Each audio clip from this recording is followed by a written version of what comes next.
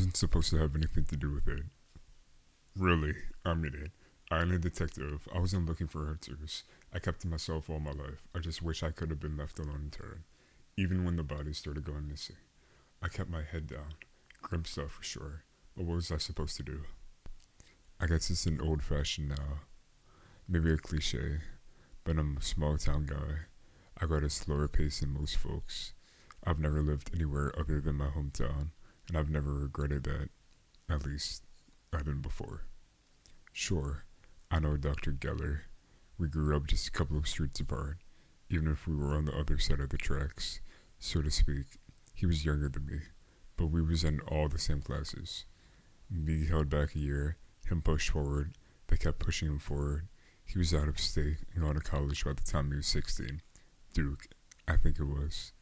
Yeah, Duke. He became oh, what was it? The dean of surgery there. I saw that on Facebook once, before he came back. Makes sense he'd be a great surgeon. He was a smart guy, and he didn't let blood bother him. I remember when Ernie Masters caught him right across the face with a lunch tray. There was blood all across the ground, but he didn't seem troubled by it. You know, I think that was the only time we really talked as boys. After I pushed Masters off of him and took him to the nurse's office, maybe it's because of that I helped him out that once, but nothing happened to me.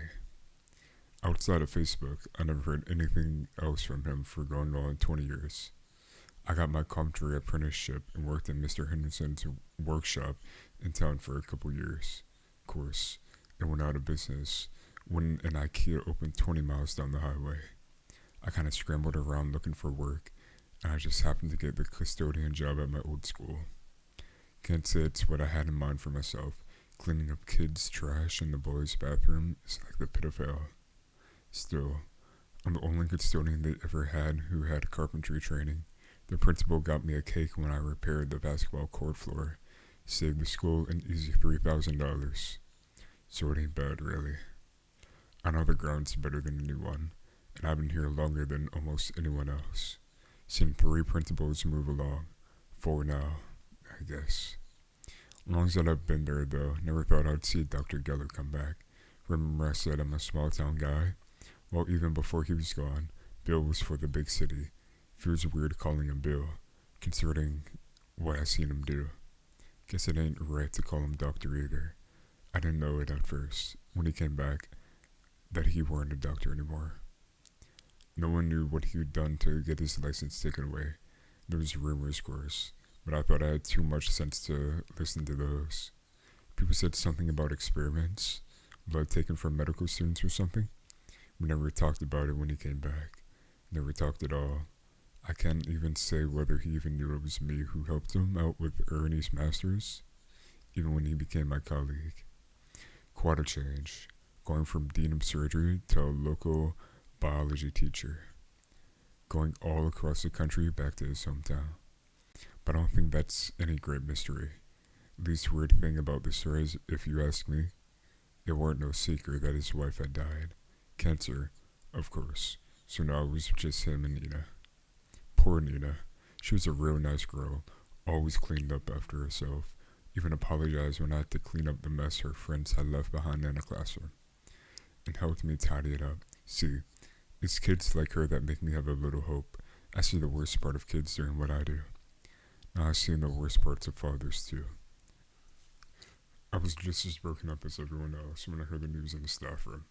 That poor Nina had been hit by a car, gone trick-or-treating, I guess. Whatever high school juniors do on Halloween night. Of course, they caught the guy that did it. Drunk driving bastard. I saw what it did to Dr. Geller, though. Just broke him apart. He was gone for months. Never saw him on the street or at the store. Some thought he might have left town completely. I know he did for a while, but he came back eventually. Even went back to teaching, but everyone knew he weren't the same.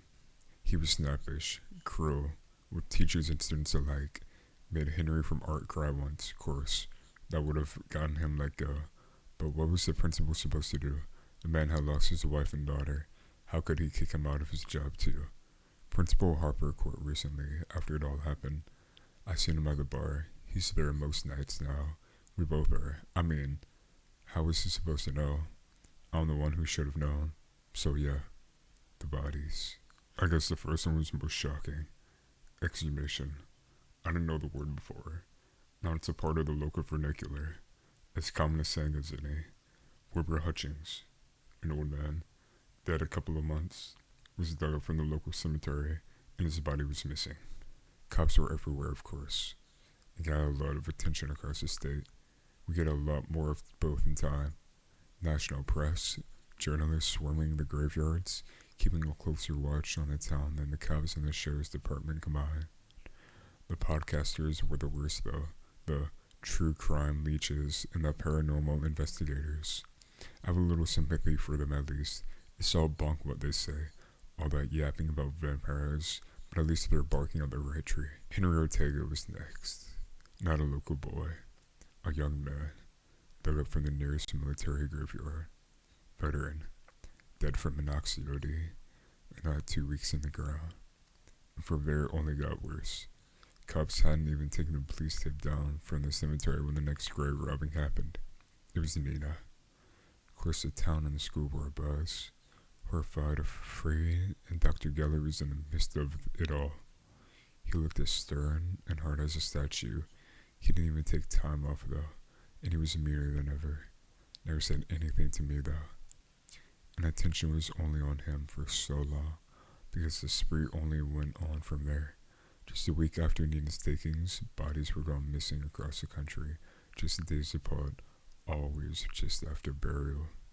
Cemeteries everywhere had police standing guard, vigilantes too, bereaved family members standing vigil armed with guns and baseball bats. That poor guy, Chris Marsh, got killed by a jumpy family just for walking his dog at night by a graveyard. Still, the bodies were going missing. 3 of them, and the trend was obvious.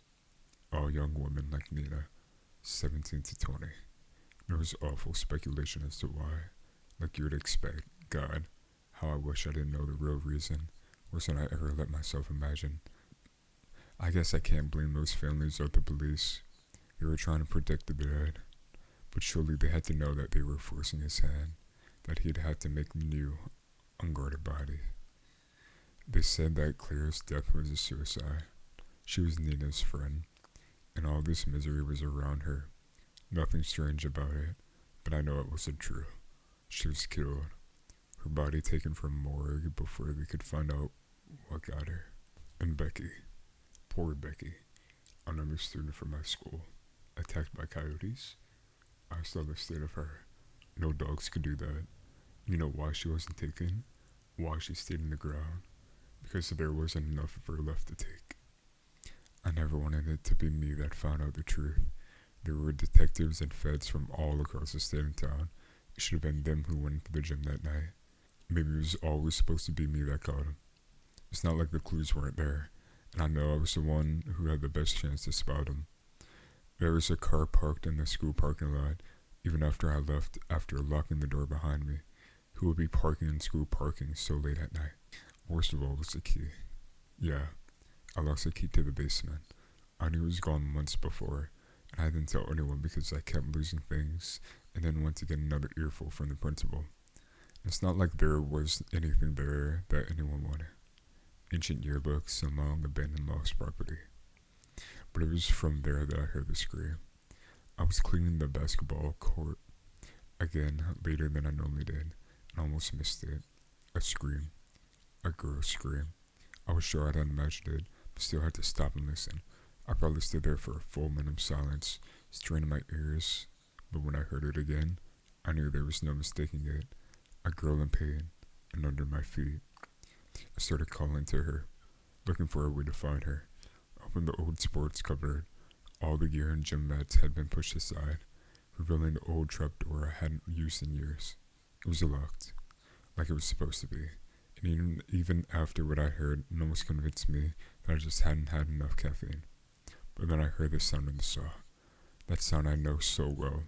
And then the shriek again. I've got a crowbar in my office, only for emergencies. But I wasn't going to go running for it. I got a claw hammer from my toolkit, jammed the hook under the edge of the door, and wrenched it open. The stench was just awful. Blood and shit. Covered up by what awful sterile hospital smell. There was a lights on down there, deep in the bowels of the basement, past all the crowded shelves. I went by the light, stumbling and scrambling in the dark, still with my hammer in my hand, when I heard the scream again. I swear I almost shit myself. It wasn't just louder, it was unearthly. The sort of scream which should rip a throat apart, or more wildcat than human. And then there was the sound of the socket. Like an idiot, I hurried forward thinking that I could help. I rushed headlong in, and I hadn't been able to forget it since. It just won't quit. It's right there. I keep looking behind myself, as though a scene can follow you around wherever you go. I don't think I'll get it out ever, except one way, I guess. It was Dr. Geller, dressed up as the surgeon he used to be, rubber gloves and red worn up to his elbows. He had two gurneys and bright lamps, an improvised surgical theater with a tray of tools meant for working on wood and dissecting frogs. There, on one table, was Clara Prescott, open from throat to navel, ribs split open, her pale, blood-drained offal open to the air like we were in the back of the butcher's. Her left arm was sliced off above the elbow. That wouldn't be so awful to see a girl killed and hacked to bits, but the real awfulness, the thing that had been me in the bar most every night, was on the other gurney. Nina. She was grey with a rot, except where other girls' pear skin had been grafted onto. She was a hideous mess, stitched together like a doll. A massive Y-shaped scar crossed her front, and she was skeleton thin. Her flesh like sarin wrap above her bones. Her black hair had fallen out into huge patches, and her skull was clear to see. Her eyes were open and staring, one brown, one piercing blue. Dr. Geller just stared at me, spinning saw in one hand, Chloe's severed arm in the other. His expression was partly hidden by his surgical mask, but I could see the shock in his eyes. I think maybe shame too, but insanity as well. But I know it better than ever now. Because Nina was moving, twisting and bucking against the restraints that tied her to a gurney. Her mouth and nose snapping, brown teeth worked against the air, but she stopped when she saw me, going as silent and still as her father. I heard her say it. I'm telling you, I know it for a fact. The same voice she had before, but dragged them out over sand and glass. She said my name, like she was surprised to run into me at the store. I staggered back, smashed clean into the shelf, and knocked the whole thing down. I fell with it, landing on old boxes. I wasn't making any sense then, babbling in between uncontrollable breaths. Dr. Geller dropped the straw and went at Nina's restraints. I heard him shouting. He was telling her to get me, stop me, like he was letting loose his attack dog. I scrambled away, barely able to find footing to run. I crashed through the basement, running into shelves and stacked up boxes, getting dust in my eyes, tears pouring down my face. I felt the hand go around my ankle, and I shrieked as I went down. I was spasming and twitching on the ground as cold hands pulled at me. I could feel its long nails pushing through my clothes. I kicked and kicked again, and then it let me go. I stuttered with relief as I crawled away through the dust, fell on my feet, and dashed to the stairs. My lungs were on fire as I got to the top of the stairs and fell to my knees in the sports closet. I slammed the door shut behind me and dragged the basketball cage over it so no one could get out. I didn't stick around in the school then. I got in my car and sped down the road. I only called the police when I was half a mile away. Of course, everyone knows what they found in the basement when the police arrived. Dr. Geller and Nina's corpse, alongside with the other bodies. Both the Gellers' throats slashed. Everyone knows about Dr. Frankenstein, Dr. Death, whatever other nicknames they want to call him.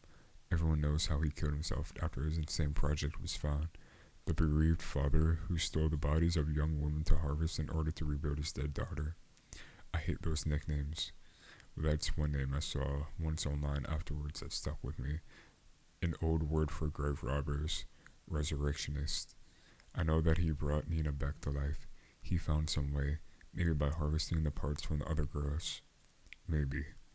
The school had shut down, of course, Just about everyone, all the teachers, everyone who ought to have known, has left town now, too ashamed of what they'd missed. Chased away by the rumors about their involvement, there are rumors about me too. Why didn't I notice that the key was missing? Surely, I should have known what was going on. That didn't trouble me. That's just words. Something does bother me though.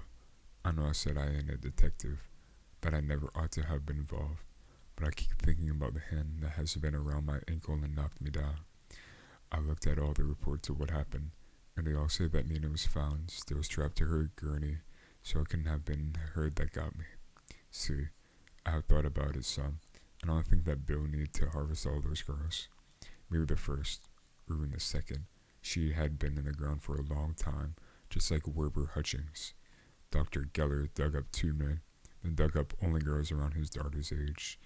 I think that Dr. Geller couldn't bring back Wilbur Hutchings. He was too rotten. He needed someone fresher, and I'm not the only one to wonder how a middle-aged biology teacher could dig up half a dozen bodies in the night without being caught. How could he break into the country's coroner's office, smashing cameras, and get away with a body over his shoulder? And I know it weren't coyotes that killed Becky. See, I know something got me by the ankle, and I know that since that night, I haven't been able to find the ring of keys anywhere. They found so many bodies in that basement, Dr. Geller's amongst them, but no one has ever found Henry Ortega. When the police arrived, the trapdoor was open. It would have taken someone, or something, with freakish strength to lift it open. I wonder what he will do. Restore to his own life, free of the master who clawed him back from the end after he cut his and his daughter's throat. Is he just as foul and hideous as Nina? Or did Dr. Geller get him before the rot set in? Before the flies could lay their eggs in him? Is he a shimmering ruin in the dark? A ghoul, hungry for flesh? Or is he like any other person on the street? A pale, cold-skinned man with no identity, and no place. I only hope to God that I never found out, and that he never tries to return my keys.